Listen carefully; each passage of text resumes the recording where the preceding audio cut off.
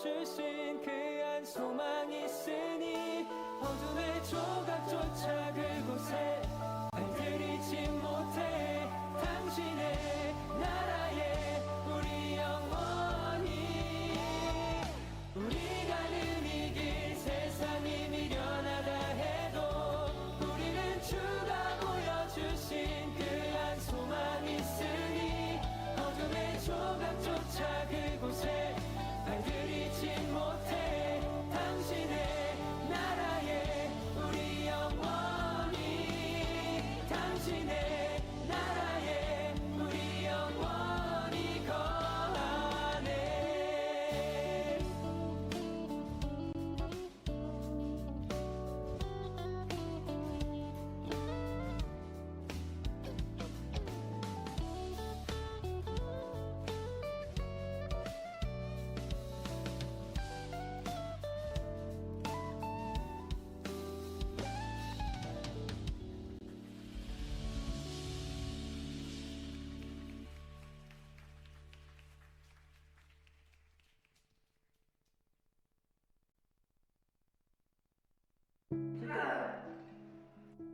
나이를 먹었다가 수술을 못 한다고 하더라고요.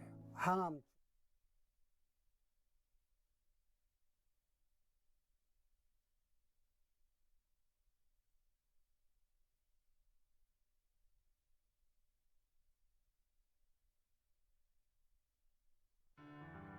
파란 하늘 햇살 가득 아버지 사랑이 샬롬의 문을 여신의 저 강연 넘어 다시 약속의 땅으로 산소망 우리에게 주신 내 사랑을 모아 온 마음 가득 모아서 천국의 주 이름 누리며 살겠네. 그리운 예루살렘 따스한 시온성 위에 구름 듯이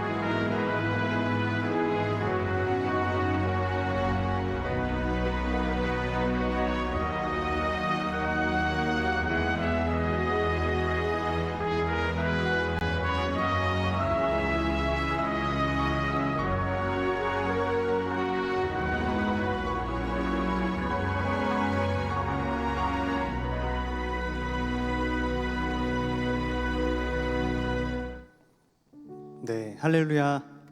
오늘도 주의 성전에 나오신 우리 한빛 청년 여러분들, 성도님들 모두 환영하고 축복합니다. 네, 6월 둘째 주 사부 예배 또 맞이합니다. 우리 학생분들은 지금 시험 기간으로 알고 있고요. 네, 많이 피곤할 텐데, 네, 마지막까지 상반기 마지막까지 학기 잘 마무리하시길 바랍니다. 네, 우리 또 취업을 준비하는 청년들도 있을 텐데요. 무더운 여름날 자신과의 싸움이죠. 네, 미래를 알 수 없지만 그래도 주님을 의지하면서 한 걸음 한 걸음 나아가는 우리 청년들 됐으면 좋겠습니다. 우리도 직장 생활하시는 우리 청년분들, 네, 뭐 사람들에 치여서 일에 치여서 바쁘시고 또 마음도 어려우실 수도 있는데 언제나 하나님께서 함께 하시니까 그런 걸 믿고 나아가는 우리 청년들 됐으면 좋겠습니다. 네, 고린도전서 6장 말씀을 함께 묵상하고 있습니다. 그리스도의 성전에 관한 내용인데 성전이라 함은 구약 시대에는 어떤 건축물 그런 개념이었지만 신약 시대에는 우리 몸, 예수님께서 우리를 위해서 십자가에 못 박혀 죽으시고 다시 부활하시면서 다시 살아나시고 성령님이 오셨죠. 그래서 우리 몸과 마음을 주님의 성전, 우리의 몸과 마음은 우리 것이 아니라 주님의 것이다 라는 것을 항상 기억하시고 잘 가꾸어 나가시는 우리 청년 여러분들 됐으면 좋겠습니다. 네, 이 시간도 함께 찬양하고 예배 시작할 건데요. 예배하기 앞서서 우리 잠깐 마음을 정돈하시고 함께 기도하며 나아가도록 하겠습니다. 기도하겠습니다. 하나님 아버지 감사합니다. 귀하고 복된 날 주의 성전에 나와서 이 시간 함께 찬양하고 예배하고 또 기도하며 나아갈 수 있게 하심에 주님 감사를 드립니다. 삶을 살다 보면은 끝없는 제약에 넘어지고 또 유혹에 넘어지고 또 시험에 넘어지는 우리들의 모습을 보게 됩니다. 주님, 너무나 연약하고 불쌍한 우리들 주의 성전, 우리의 몸과 마음을 잘 가꾸어 나갈 수 있는 그러한 믿음과 그러한 용기와 지혜와 건강과 은혜 주님께서 베풀어 주시옵소서. 바쁜 일정 가운데 있는 청년들이 있습니다. 각자의 학업과 그 계획 가운데 언제나 주님께서 항상 함께 하신다는 것을 믿고 나아갈 수 있는 우리 한빛 청년부 될 수 있도록 이 시간 함께해 주시고 예배 가운데 함께해 주시고 그들의 인생 가운데 주님 함께하여 주시옵소서. 감사를 드리며 사랑이 많으신 예수님의 이름으로 기도드렸습니다. 아멘.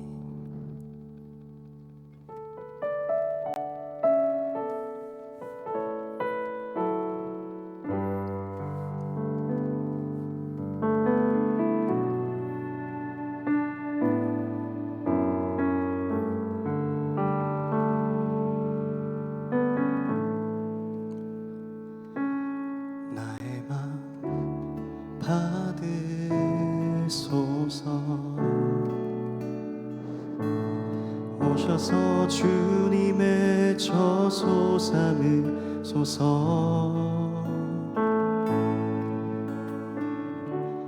나의 전부이신 주여 내 맘을 받아주소서. 함께 찬양할까요? 나의 맘 받으소서. 오셔서 주님의 저소 삼으소서.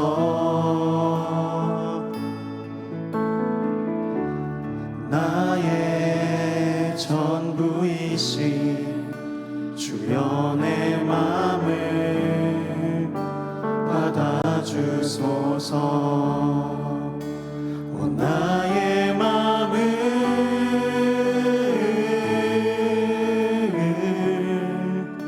주님께 열었으니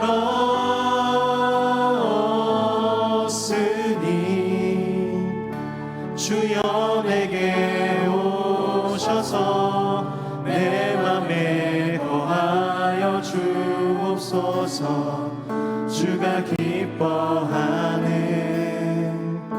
주의 성전 되게 하소서. 나의 맘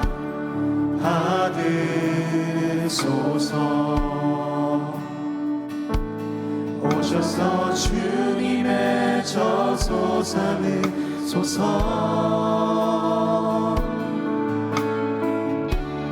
나의 전부이신 주여 내 맘을 받아주소서.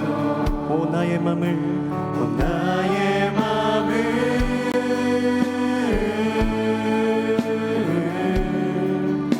주님께 열었으니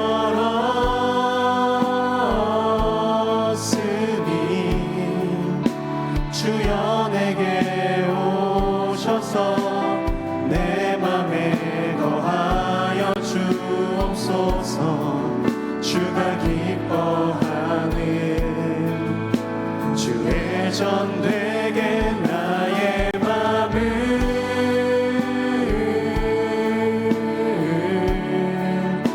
주님께 열었으니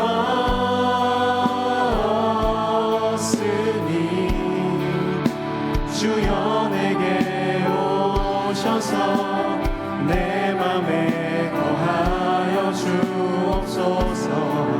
주가 기뻐하는 주의 전되게 나의 맘을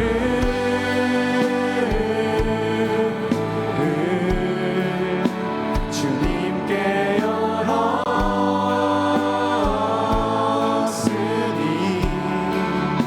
주여 내게 오셔서 내 맘에 거하여 주옵소서. 주가 기뻐하는 주의 전되게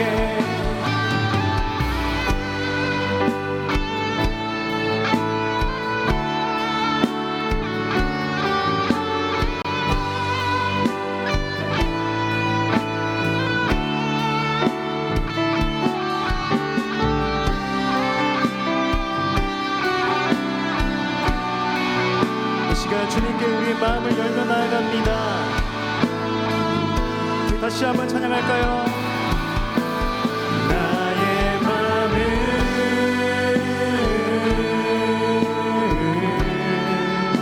주님께 열었으니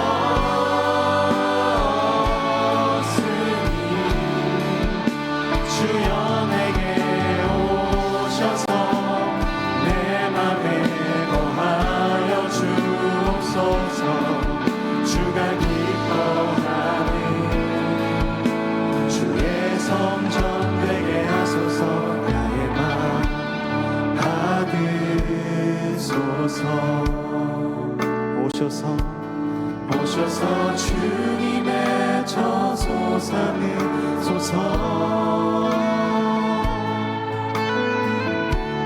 나의 전부이신 주여 내 맘을 받아주소서. 주여 내 맘을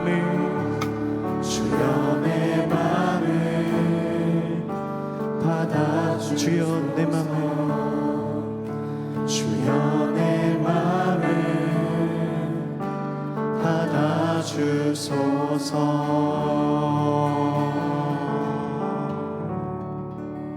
아멘. 우리 이 시간 가능하시면 자리에 일어나셔서 함께 또 기쁨으로 주님을 높이며 나아가길 소망합니다. 함께 찬양합시다.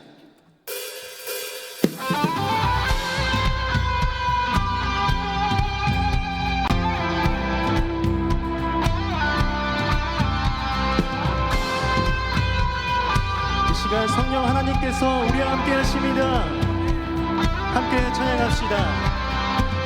성령이여 내 영혼을 충만케 하소서. 내 속에 강물이 넘쳐나게. 성령이여 내 영혼을 충만케 하소서. 내 속에 강물이 넘쳐나게.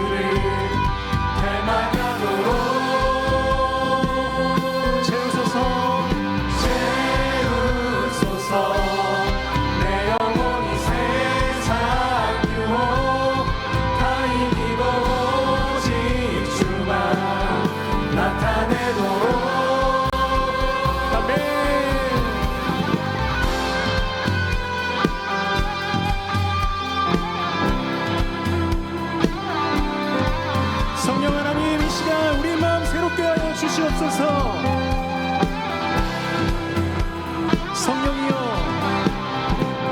성령이여 내 영혼을 충만케 하소서. 내 속에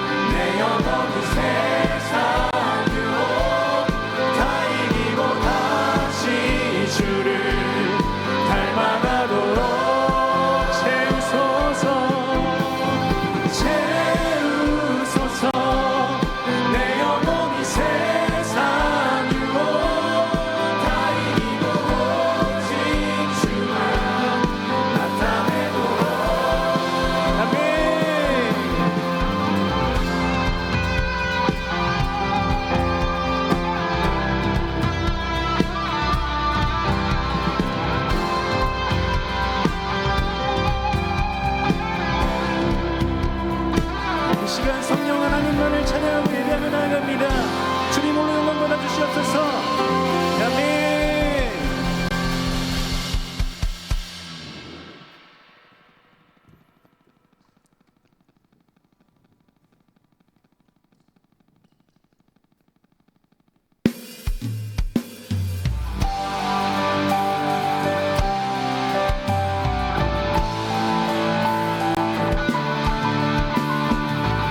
우리의 왕이신 주님만을 찬양하며 나아갑시다.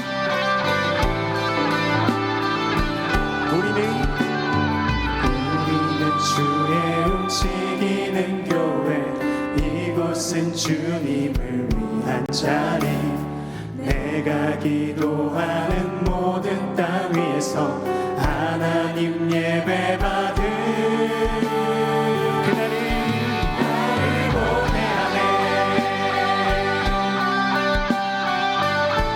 다시 한번 찬양합시다. 우리는 주의 움직이는 교회, 이곳은 주님을 위한 자리.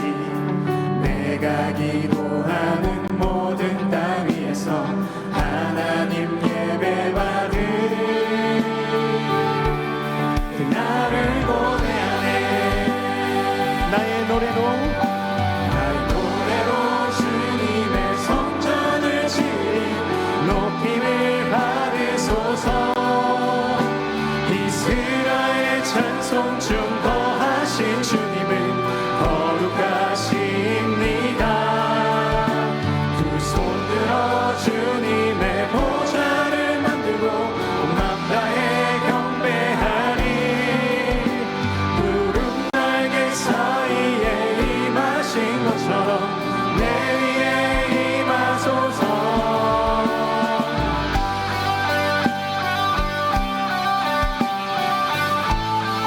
다시 한번 찬양합시다. 우리는 주의 움직이는 교회, 이곳은 주님을 위한 자리. 내가 기도하는 모든 땅 위에서 하나님 예배 받은 그날을 고대하네. 함께 나의 노래로 주님의 성전을 지으리 높임을 받으소서. 이스라엘의 찬송 중 거하신 주님은 거룩하십니다. 두 손 들어 주님의 보좌를 만들고 맘 다해 경배하리. 구름 날개 사이에 임하신 것처럼 내 위에 다시 한번 나의 노래로 주님의 성전을 지으리 높임을 받으소서. 이스라엘의 찬송 중 거하신 주님은 거룩하십니다. 두 손 들어 주님의 보좌를 만들고 맘 다해 경배하리. 구름 날개 사이에 임하신 것처럼 이 시간 우리들의 목소리로 하나님 우리가 이곳에 섰으니 이 땅을 치유하소서. 하나님 우리가 어디에 있든지 주를 높이리라. 만들어 주님을 송축할지어다. 그 발 아래 입맞추라. 영원한 통치자 주 예수 그리스도, 그는 네게 마지막 다시 한번 하나님 우리가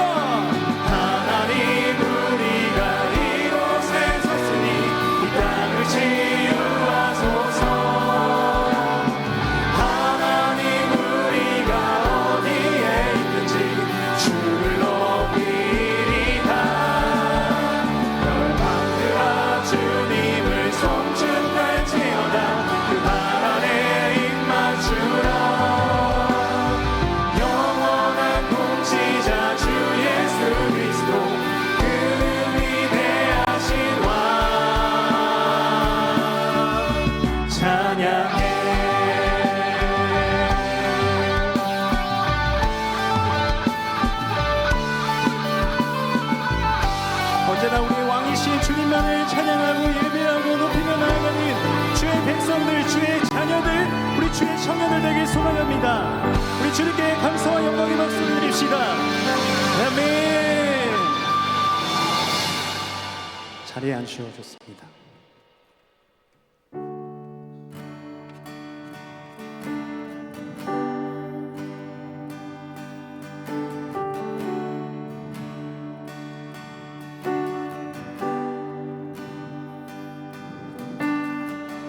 오소서 진리의 성령님, 이 땅 흔들며 임하소서. 거짓과 탐욕 죄악에 무너진 우리 가슴 정케 하소서. 오소서 은혜의 성령님, 오소서 은혜의 성령님, 하늘 가르고 임하소서. 거룩한 불꽃 하늘로서 임하사 타오르게 하소서. 주 영광 위에 부흥의 불길 타오르게 하소서. 진리의 말씀 이 땅 새롭게 하소서. 은혜의 강물 흐르게 하소서. 성령의 바람 이 땅 가득 불어와 흰 옷 입은 주의 순결한 백성, 주의 영광 위에 이제 일어나 열방을 치유하며 행진하는 영광의 그날을 주소서. 함께 선포합시다. 오소서. 오소서 진리의 성령님, 이 땅 흔들며 임하소서. 거짓과 탐욕 죄악에 무너진 우리 가슴 정케 하소서. 오소서. 오소서 은혜의 성령님, 하늘 가르고 임하소서. 거룩한 불꽃 하늘로서 임하사 타오르게 하소서. 주 영광 위에 함께 부흥의 불길 타오르게 하소서. 진리의 말씀 이 땅 새롭게 하소서. 은혜의 강물 흐르게 하소서.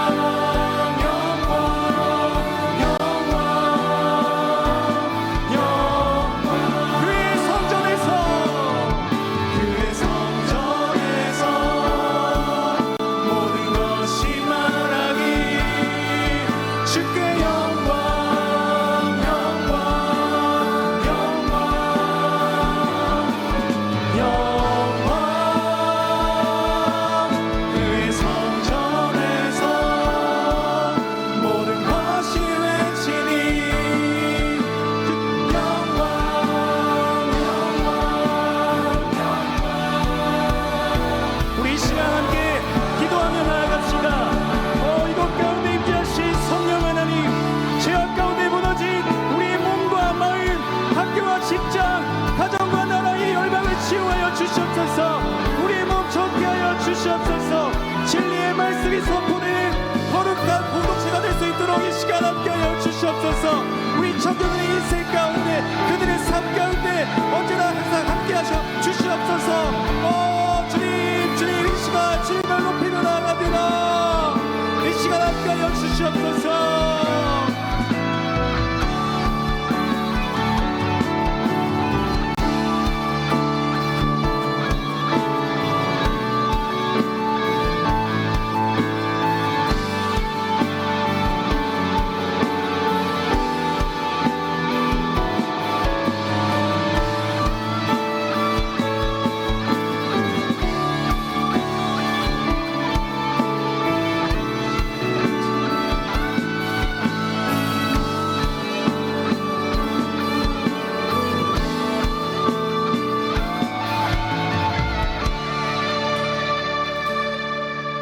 그의 성전에서 모든 것이 말하길 영광 영광 영광 영광 그의 성전에서 모든 것이 외치니 영광 영광 영광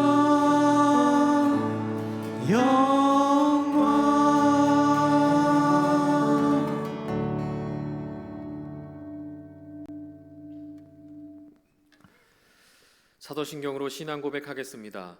나는 전능하신 아버지 하나님 천지의 창조주를 믿습니다. 나는 그의 유일하신 아들 우리 주 예수 그리스도를 믿습니다.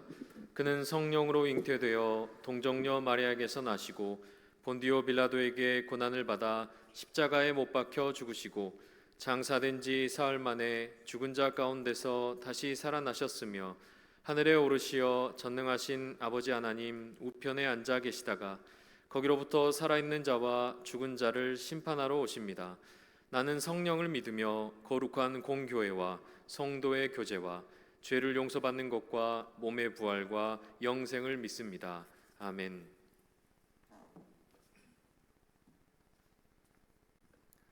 하나님 감사합니다. 이 시간 하나님께 예배드리게 하시니 감사합니다. 삶이 바쁘다고 힘들다고 하나님과의 경건과 거룩한 삶으로 행동하지 못하였음을 고백하오니 용서하여 주시옵소서. 실록의 계절에 나무들이 자람처럼 우리의 믿음도 자라나게 하시고 들판의 흔한 야생화가 주변을 아름답게 꾸미는 것처럼 우리의 사랑이 자라나게 하시어 예수님의 사랑을 보여주는 성도들, 청년들의 삶으로 인도하여 주시옵소서. 청년부 단기 선교회와 수련회를 준비하고 있습니다. 준비하는 과정과 진행하는 행사에서 하나님과의 깊은 약속을 생각나게 하시고 청년의 때에 지켜나가야 하는 인내와 절제의 은혜를 주시옵소서. 하나님, 우리 청년들을 도와 주시옵소서. 시온성교회를 사랑하신 하나님 감사합니다. 말씀이 왕성하고 찬양과 기도를 쉬지 않게 하시고 선교로 복음 전파하는 사역과 교육으로 다음을 준비하는 성숙한 교회로 성장시켜 주시옵소서. 이 시간 말씀 전하실 김승환 목사님에게 은혜를 덧입혀 주셔서 신혼에 강건함 주시고 오늘 말씀이 좋은 밭에 심겨지는 생명의 말씀으로 인도하여 주시옵소서. 찬양으로 영광 돌리는 그리스 찬양대와 헌신하는 임역원들에게 하나님의 은혜 풍성하게 채워 주시옵소서. 예수님의 이름으로 기도드립니다.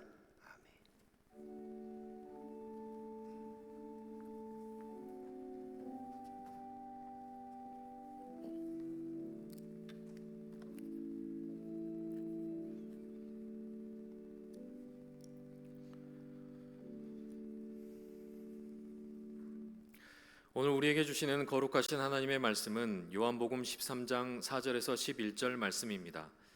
요한복음 13장 4절에서 11절입니다.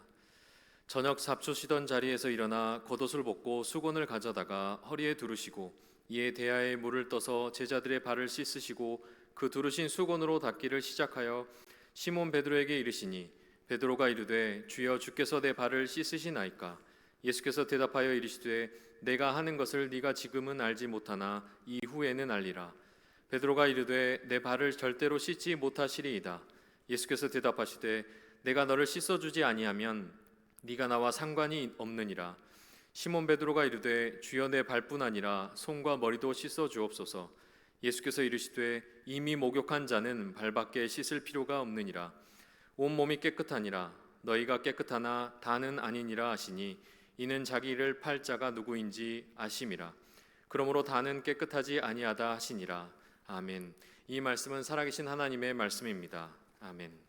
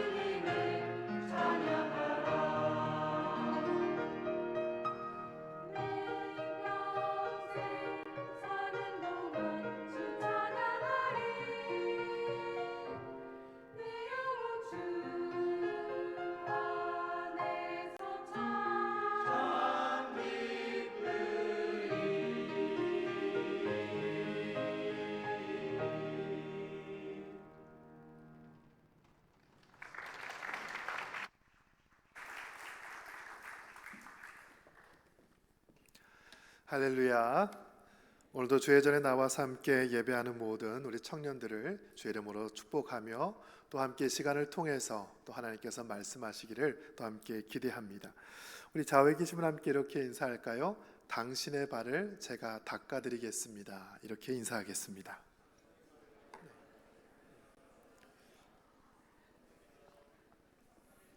대답도 하셔야지요. 네. 오늘 저는 예수님의 세족식 본문을 가지고 어떻게 사랑을 실천하며 또 섬기는 삶을 살 수 있을까를 말씀으로 전하고자 합니다.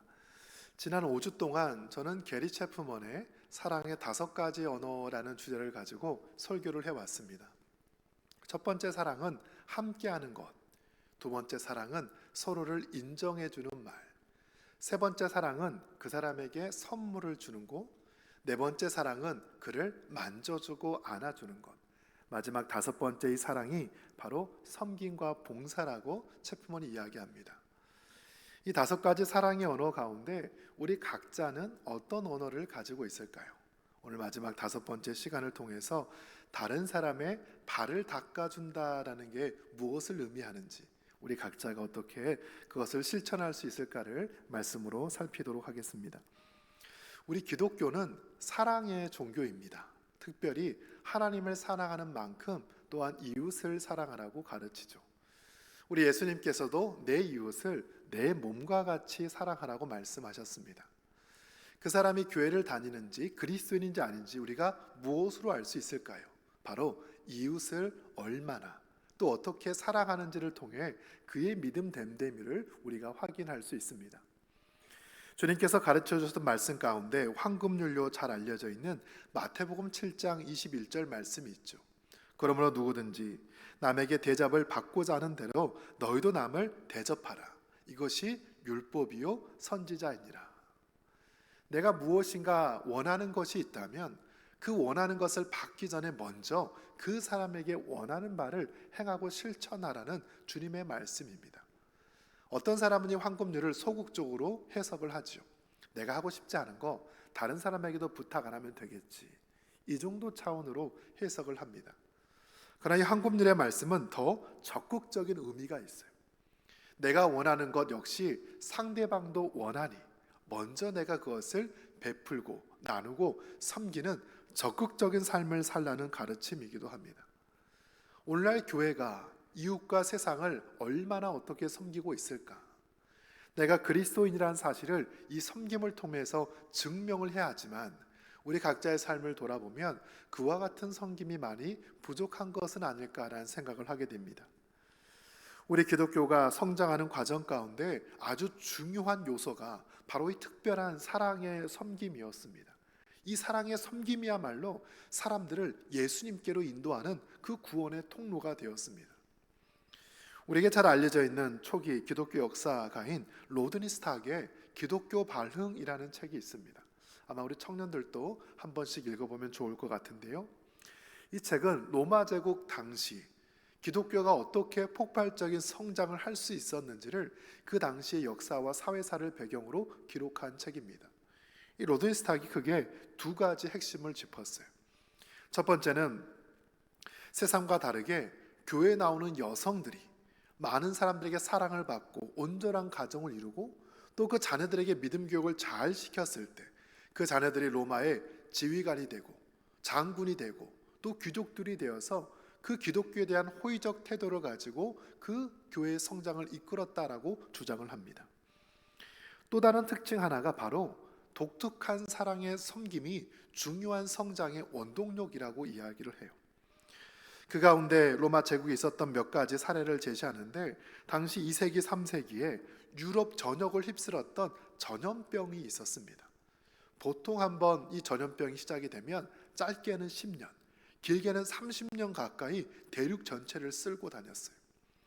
그 가운데 AD 165년 마르쿠스 아우렐리우스 황제가 통치하던 당시에 그 역시 전염병이 들어서 15년 동안 로마 제국을 휩쓸었고 인구의 4분의 1에서 3분의 1이 목숨을 잃게 되었습니다. 우리나라로 말하면 5천만 인구 가운데 1,500만 명이 죽게 된 거죠. 엄청난 숫자입니다. 그의 기록들을 보면 로마 군인들이 다른 나라와 싸우러 전쟁터에 나갔다가 칼을 한번 뽑아보지도 못하고 전염병으로 많이 죽었어요. 그의 황제 역시 180년에 이 전염병으로 죽고 결국 전쟁을 못하고 돌아왔다라고 되어 있습니다. 많은 사람들이 죽어가던 당시 그때의 모습을 알렉산드리아 주교였던 디오네시우스가 이렇게 표현을 합니다. 로마인들은 전염병이 발생하자 아픈 자들을 내쫓았고 가장 가까운 자들로부터 도망쳤다. 병자가 죽기도 전에 거리에 내다버리고 매장하지 않은 시신을 흙처럼 쌓아두었다. 그들은 이렇게 함으로써 치명적인 질병과 전염병을 피하고자 했지만 곧 아무도 도망칠 수 없음을 깨달았다.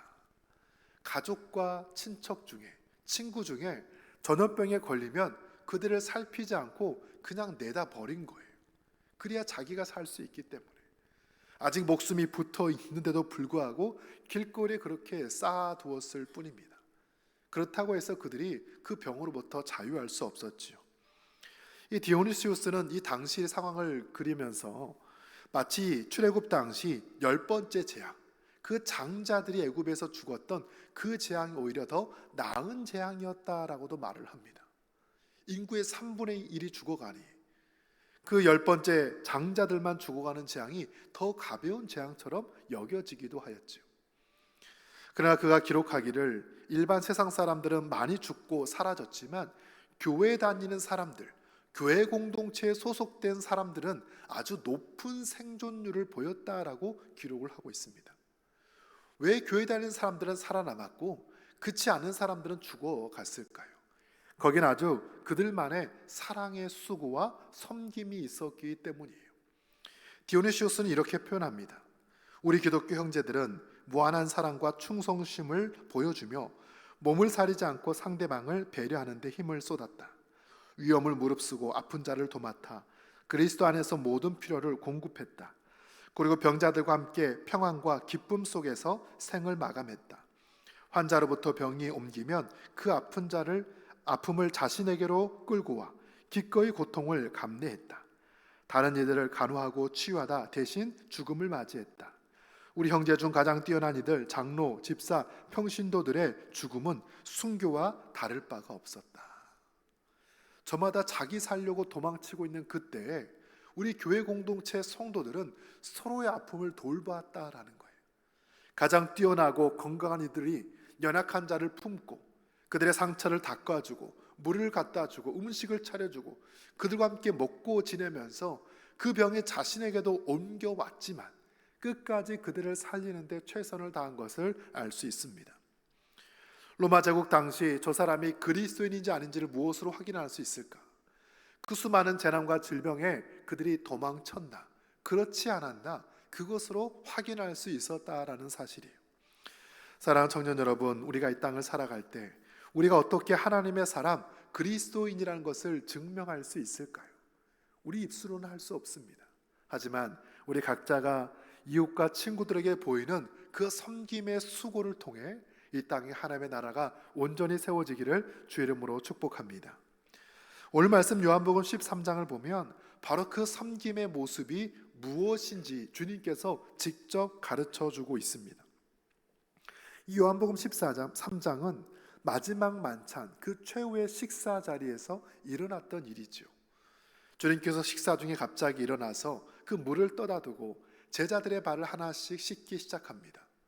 왜 주님은 갑자기 제자들의 발을 씻는 그 세족식을 펼쳤을까요? 거기에는 이유가 있는데 우리 13장 1절 말씀을 같이 읽습니다. 시작. 유월절 전에 예수께서 자기가 세상을 떠나 아버지께로 돌아가실 때가 이른 줄 아시고 세상에 있는 자기 사람들을 사랑하시되 끝까지 사랑하시니라. 아멘. 유월절 전날이에요. 이제 곧 다음 날이면 예수님은 이제 세상에서 떠나가게 됩니다. 십자가를 짊어져야 돼요. 그러나 주님께서 자기 사람들을 사랑하되 끝까지 사랑했다라고 성경은 표현을 하고 있습니다. 여기서 끝까지 사랑하는 예수님의 사랑을 어떻게 설명할 수 있을까요? 크게 세 가지의 의미가 있습니다.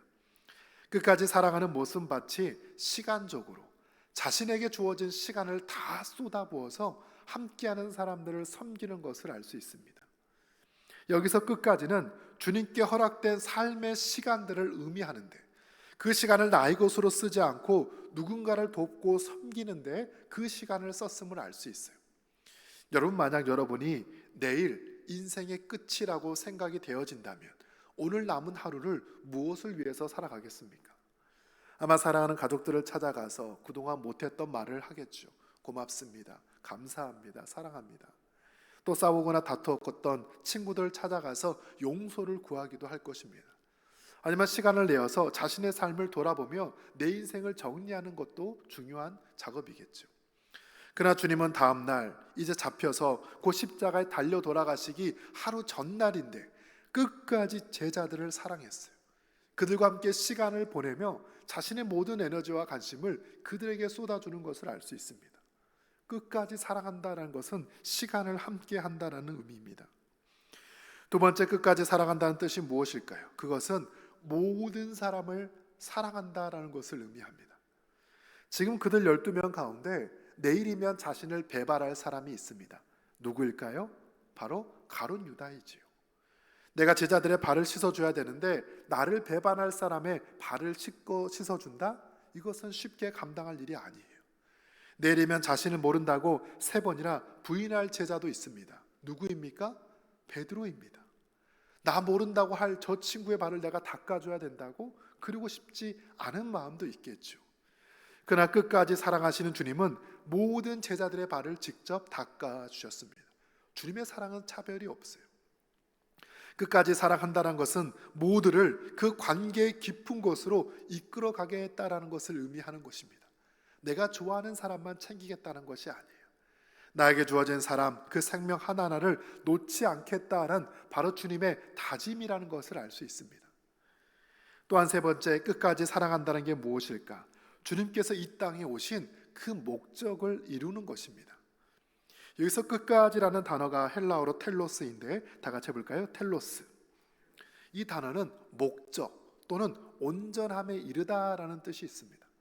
주님께서 자신이 이 땅에 오신 목적, 많은 사람을 구원하기 위해서 그 십자가를 짊어짐으로 모든 사람을 살리기 위해 이 땅에 오셨던 그 목적을 완수하기 위해서 끝까지 그들을 사랑했음을 알 수 있습니다. 배반하는 자들, 예수를 모른다고 하는 자들, 그들이 회개함으로 돌아오게 하기 위해서 끝까지 그 마음을 바꾸고자 그들을 최선을 다해 사랑으로 섬기는 것을 알 수 있습니다. 그렇다면 이 땅에 살아갈 때 우리가 어떻게 이웃들을 수고하며 사랑하며 섬겨야 될까요? 바로 주님과 같이 우리 시간을 같이 보내고 그 모든 사람을 놓치지 말고 내가 이 땅에 살아가는 삶의 목적을 다하여서 우리 예수님과 같이 이웃과 친구와 가족을 사랑할 수 있는 믿음의 사람들 되기를 축복합니다. 이 예수님의 세족식과 관련된 여러 그림 작품들이 많이 있죠. 19세기 영국의 화가였던 포드 브라운이 그렸던 베드로의 발을 씻기는 예수님이라고 하는 작품이 있습니다. 여러분, 저 그림을 보시면 가운데 예수님께서 한 사람의 발을 붙잡고 그 수건으로 닦아내리는 모습을 볼 수 있습니다. 오른쪽에 앉아있는 사람은 누구일까요? 바로 베드로입니다. 베드로 뒤편에 여러 제자들이 그 장면을 물끄러미 바라보고 있는데 하나같이 걱정스러운 얼굴을 하고 있어요. 뒤편의 왼쪽에 보면 한 제자가 자신의 신발의 끈을 풀고 있습니다. 그 사람은 누구일까요? 이 화가가 저 그림을 그릴 때 바로 저 사람을 가룟 유다라고 생각하고 그렸습니다. 예수님을 팔 그 제자 역시 주님께서 발을 씻어준다고 하니 그 다음 자신의 발을 씻기 위해서 준비하고 있는 것을 볼 수 있습니다. 예수님의 모습을 자세히 보시면 주님께서 고개를 숙이며 베드로의 발을 바라보고 있습니다. 우리 주님은 누구 앞에 고개를 숙이는 분이 아니지요. 오히려 사람들이 주님 앞에 고개를 숙여 하지만 예수님께서 직접 고개를 숙여 베드로의 발을 붙잡고 있습니다. 베드로의 표정은 어떠합니까? 마치 못마땅한 표정을 짓고 있어요. 오늘 말씀에도 보면 베드로의 발을 붙잡고 있을 때 베드로가 말을 하지요. 예수님, 제 발은 씻을 수 없습니다. 어떻게 감히 제 발을 씻겠습니까? 주님께서 하신 말씀, 내가 너의 발을 씻어주지 아니하면 너와 나는 아무런 상관이 없다라고 이야기하셨어요. 우리가 예수님의 제자로 그리스도의 사람으로 살아간다는 게 무엇을 의미할까? 바로 우리의 부끄러운 발을 주님께 내어주는 삶인 줄 믿습니다. 주님께서 우리의 몸을 씻겨주실 때, 우리의 발을 씻겨주실 때 우리의 모든 죄악을 친히 담당해 주시고 우리를 깨끗게 하여 주시고 하나님의 사람으로 변화시켜 주시는 놀라운 은혜가 있을 줄 믿습니다. 주님의 씻기심은 단지 우리 육신을 의미하는 것은 아니에요. 우리의 모든 연약함, 우리의 모든 죄악들, 우리의 모든 잘못들, 그 모든 것을 대신 짊어주시면서 우리를 깨끗게 하시는 분, 바로 그분이 우리 주님인 줄 믿습니다.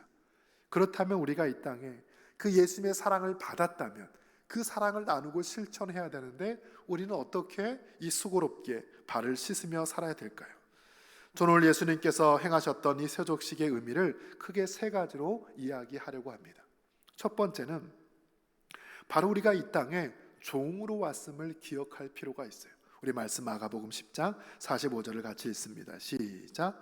인자가 온 곳은 섬김을 받으려 함이 아니라 도리어 섬기려 하고 자기 목숨을 많은 사람의 대속물로 주려 함이라. 아멘.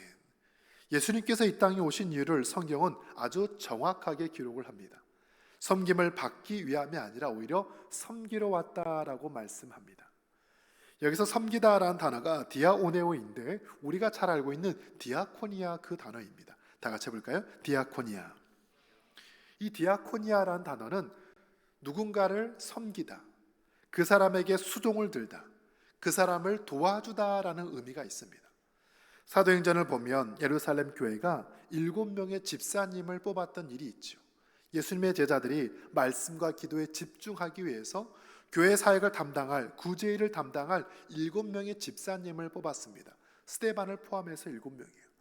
그 집사를 뭐라고 표현하냐면 디아코노스라고 표현해요. 다 같이 해볼까요? 디아코노스. 이 디아코노스, 디아코니아는 어떤 단어에서 왔나 보니까 코니스라는 단어에서 왔는데 이 단어는 먼지 또는 흙을 의미합니다. 다시 말하면 이 섬김, 디아코니아는 먼지를 일으키며 이곳저곳 뛰어다니는 삶을 의미하는 거예요. 여러분 나중에 장년부로 올라가서 교회에서 집사의 직분을 받을 텐데 집사님이 된다는 건 무엇을 의미할까? 그냥 교회 좀 다녀서 직분을 주는 게 아니라 먼지를 일으키면서 이리저리 뛰어다니는 삶을 의미하는 거예요. 교회 이곳저곳을 섬기는 일을 바로 우리 집사님들이 감당합니다. 1세기 당시 고대 사회에서 디아코니아, 이 디아코니스 그 사람들이 했던 일들은 주로 식사 때 뒤에서 시중을 드는 일을 합니다. 음식을 채워주고요, 물을 갖다 줍니다. 심부름을 도맡아 합니다.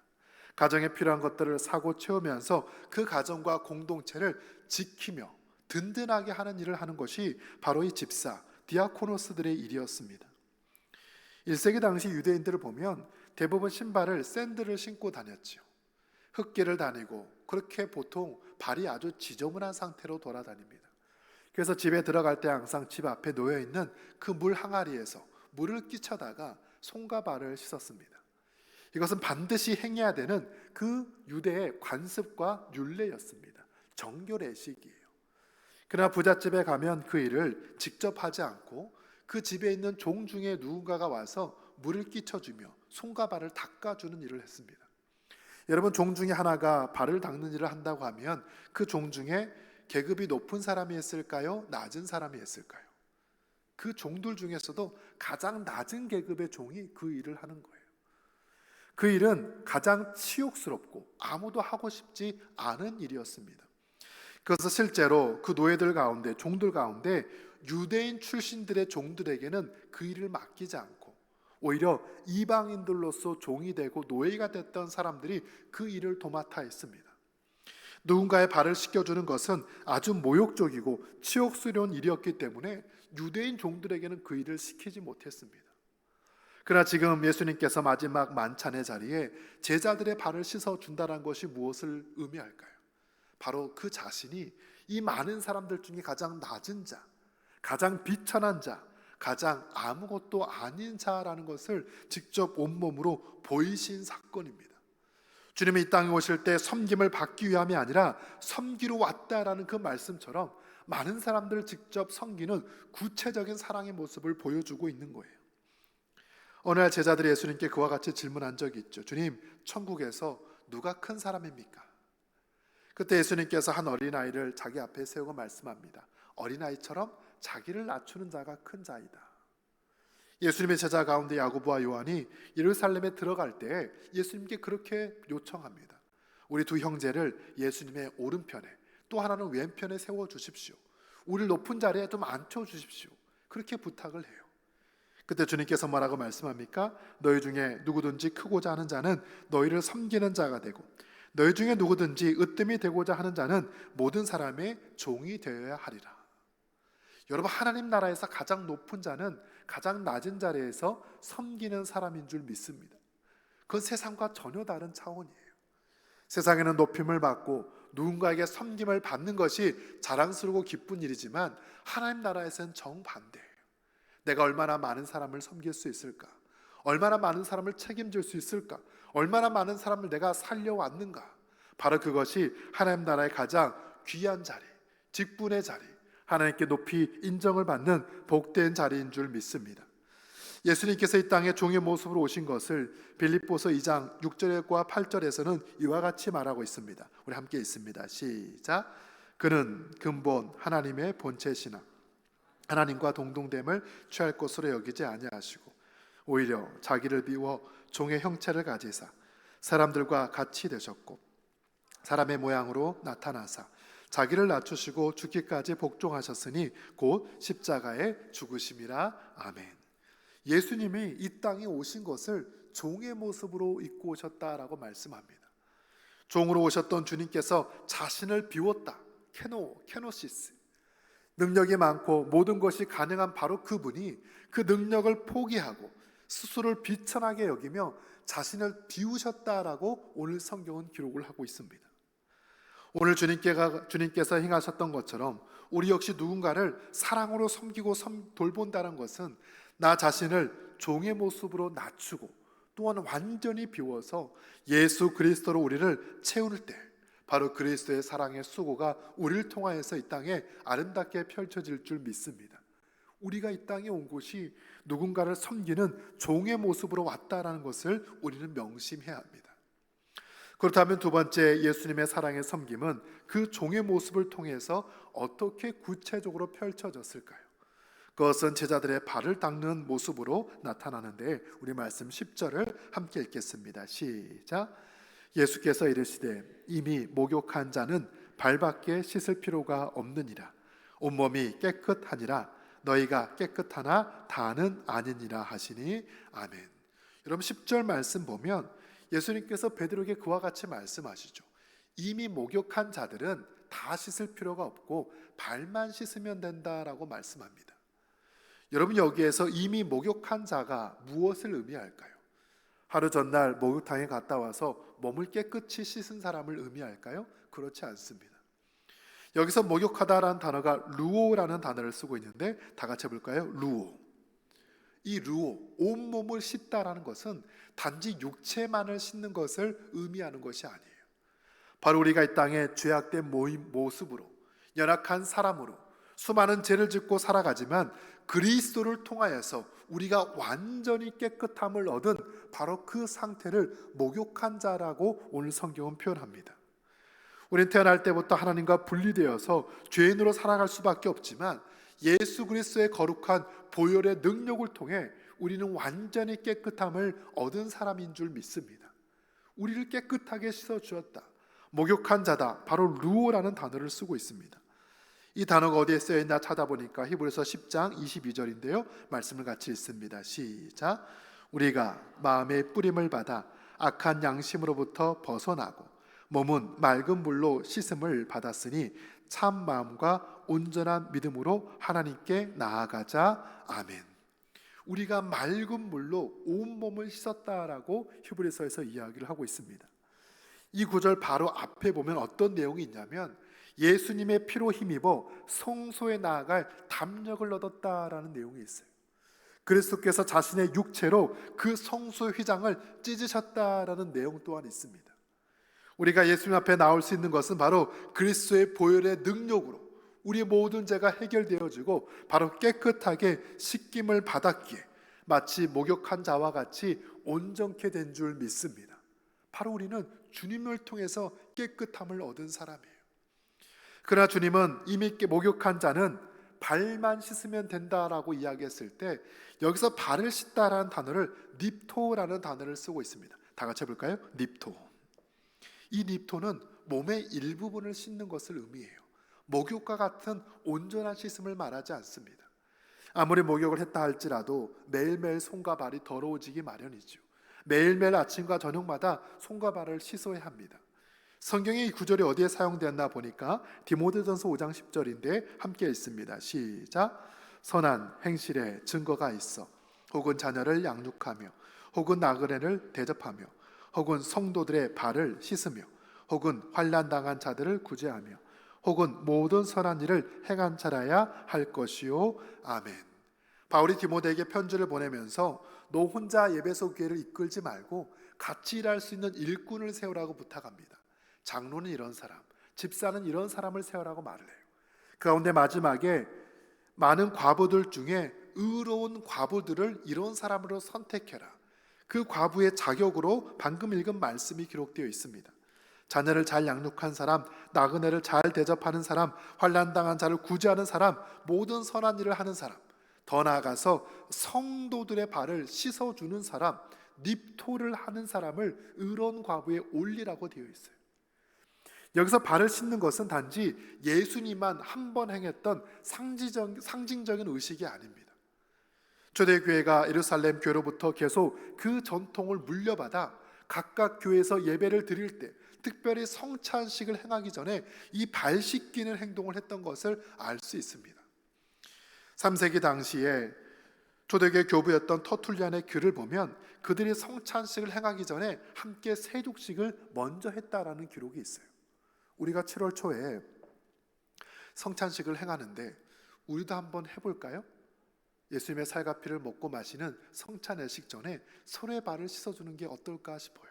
물론 인원이 많고 여건이 허락되지 않지만 초대교회는 이 발 씻김의 전통을 지켜왔다라는 사실이에요.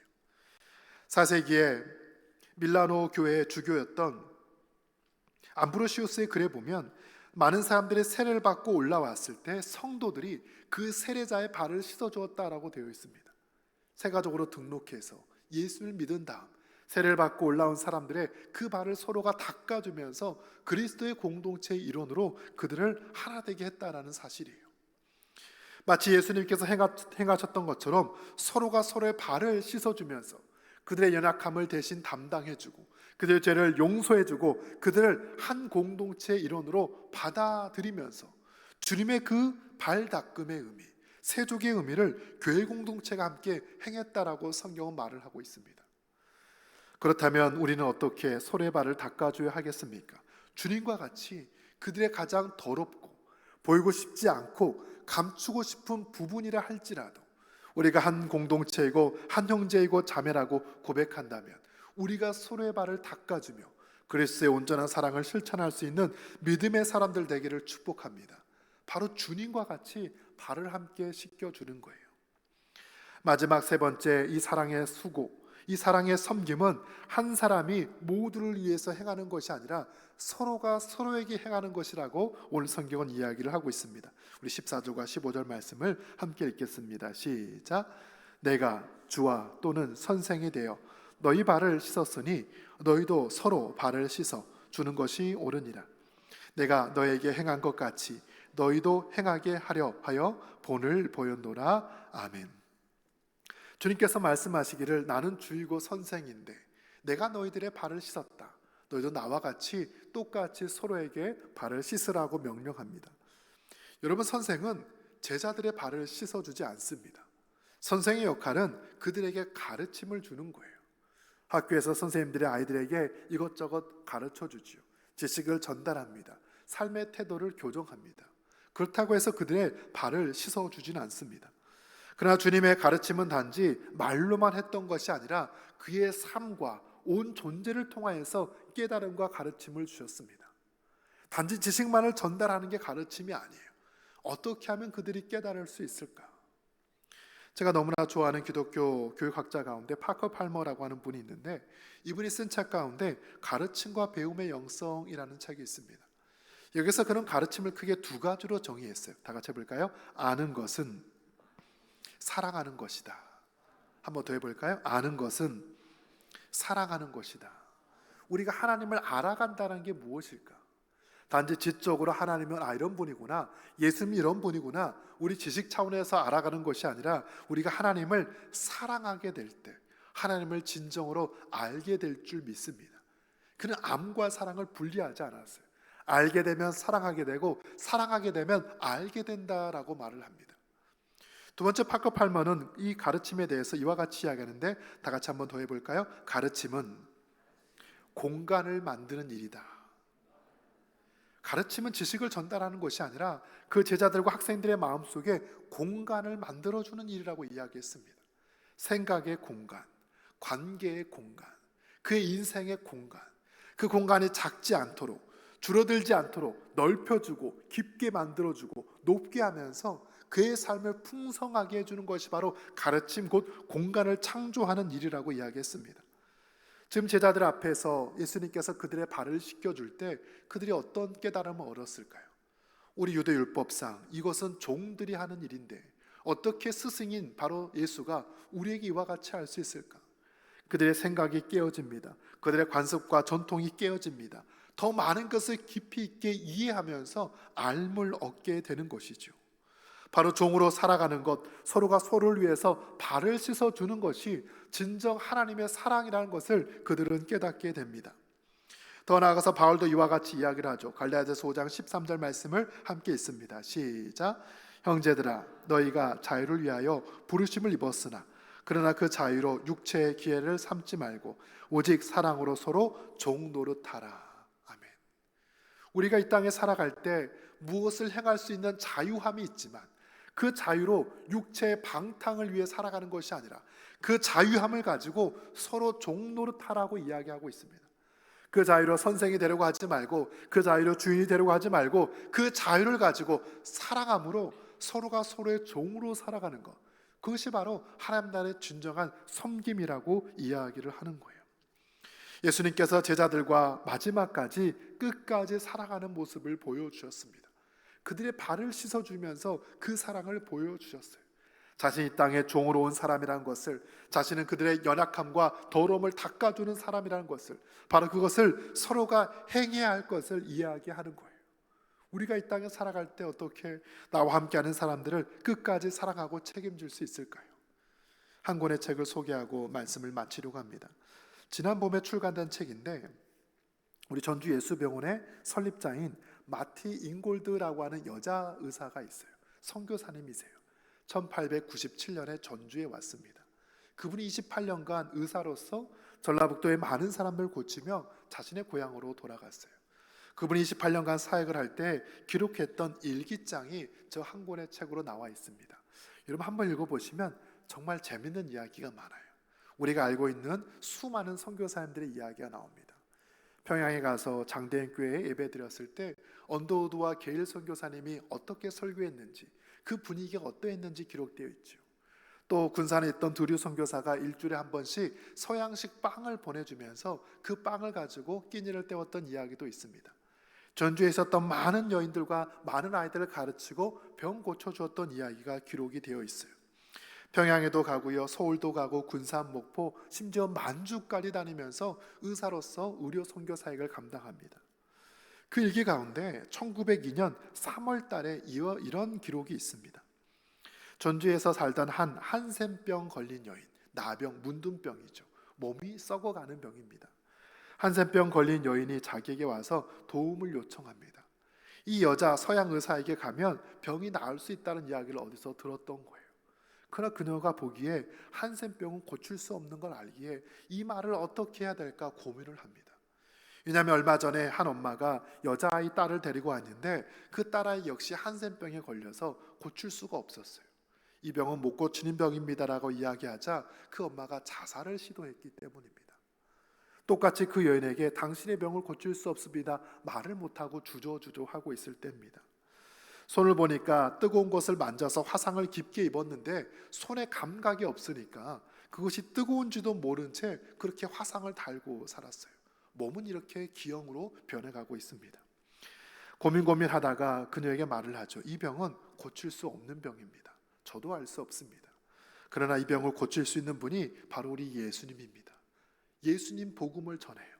그리고 그녀가 돌아갈 때 그 아무 효과도 없는 약을 한줌 움켜서 그녀에게 줘요. 그녀의 마음을 위로하고 그 영혼을 살리기 위해서 최선을 다하며 그 역할을 한 것을 볼 수 있습니다. 28년 동안 전주에서 사역을 하다가 자신도 병에 들고 남편도 심장병에 걸려서 이제 고향으로 돌아갈 때입니다. 그녀가 돌아갈 때 자신이 사역했던 많은 사람들이 이제 환송회를 해주죠. 우리가 잘 알고 있는 김제 금산교회 이자익 목사님이 교회에서 어떻게 환송회를 해줬는지도 잘 표현되어 있습니다. 성도들이 와서 선물도 주고, 이자익 목사님이 목포를 거쳐 부산까지 함께하면서 마지막 떠나가는 길을 배웅하기도 하였습니다. 전주 최초의 교회였던 은송리, 지금 완산교회 뒤쪽에 있는 아주 밭이 있는데 그 은송리 교회에서도 그들을 환송 송별회를 했습니다. 서문교에서도 큰 행사가 있었습니다. 당시 이 전주를 다스렸던 도지사격이었던 일본 사람이 참가해서 그 수고를 격려하기도 했다라고 되어 있어요. 지난 28년간 자신의 몸을 다 아끼지 않고 이 땅을 사랑하며 섬겼던 한 여인과 그 선교사의 부부의 삶이 어떠한지를 잘 보여주고 있는 책이에요. 우리가 누군가를 사랑한다면 그를 어떻게 끝까지 사랑할 수 있을까? 내 모든 것을 내어줄 만큼 그들에게 감동을 주고 사랑할 수 있을까? 우린 비록 연약한 인간인지라 그럴 수 없다 할지라도 오늘 말씀 제자들의 발을 씻기며 스스로 종으로 살아오신 바로 주님의 모습과 같이 나와 함께하는 사람들을 아름답게 섬기며 그들을 위해서 기도하고 그들의 연약함과 더러움을 대신 닦아줄 때 우리의 삶을 통해 이 땅에 하나님의 나라가 온전히 세워지기를 주의 이름으로 축복합니다. 기도하겠습니다. 하나님 감사합니다. 이 시간 사랑하는 청년들에게 귀한 말씀 함께 나눕니다. 이 땅에 살아갈 때 우리가 누군가를 사랑한다고 했지만 늘 말로만 입으로만 했음을 고백합니다. 주님, 우리를 용서하시고 행함과 진실함으로 섬김으로 살아가며 살아갈 수 있도록 도와주옵소서. 주님과 같이 손에 더러운 발을 닦아주면서 하나님께서 원하셨던 아름다운 사랑의 수고를 감당할 때 우리를 통해 이 땅에 많은 사람들이 그리스도께로 돌아올 수 있도록 주님 축복하여 주옵소서. 예수님의 이름으로 기도드리옵나이다. 아멘.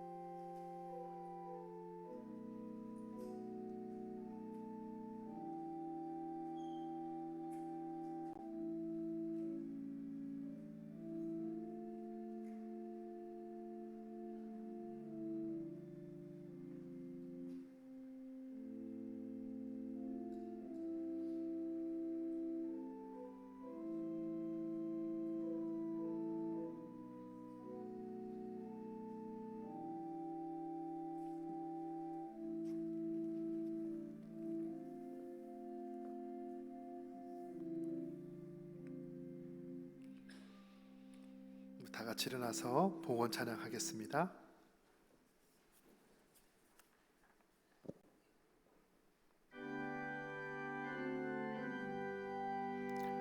나의 생명 드레네 주여 받아주셔서 세상 살아갈 동안 찬송하게 하소서. 나의 보화 드레네 주여 받아주셔서 하늘나라 위하여 주 뜻대로 쓰소서. 아멘.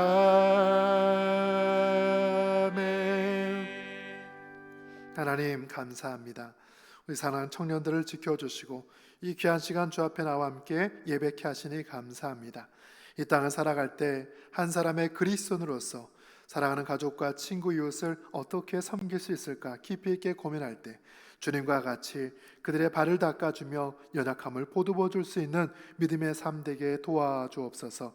시간 하나님의 것을 구별하여 드립니다. 나의 가정과 삶 모든 것 하나님의 은혜임을 고백하며 11조 예물을 드려오니 주님 받아주시고 그들의 가정과 삶 또 앞길을 주님 축복하시사 가장 선한 길 좋은 길로 인도하여 주옵소서.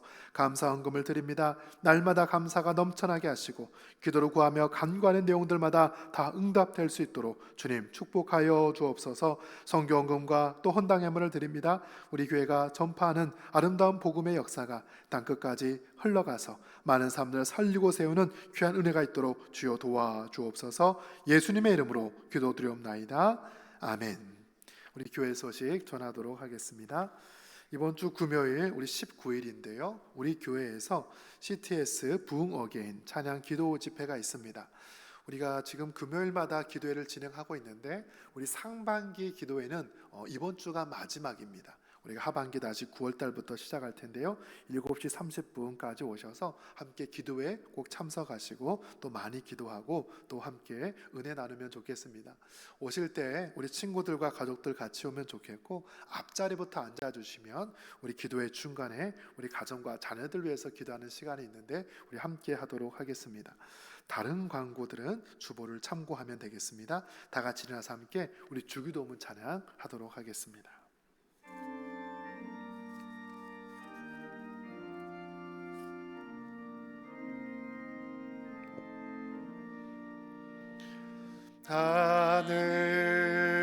하늘에 계신 아버지 이름 거룩하사 주님 나라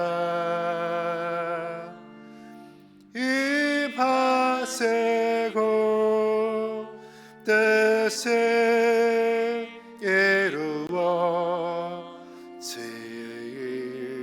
이루어지이다.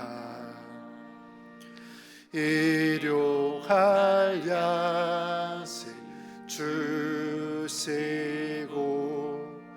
우리들의 큰 죄 다 용서하옵시고 또 시험에 들게 마시고 악에서 구원하소서. 대개 주의 나라 주의 권세 주의 영광 영원히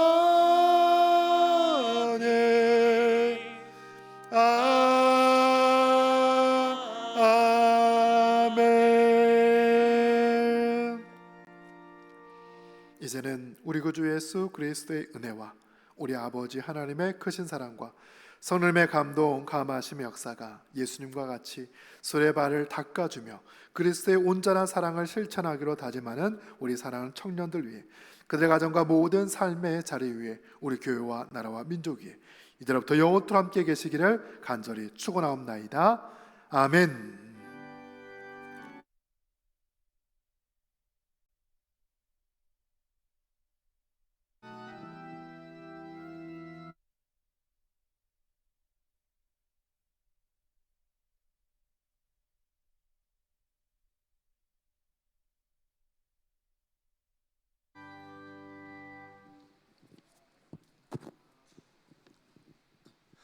네, 사부 예배에 나와주신 청년 여러분들 모두 고맙고 환영합니다. 청년부 소식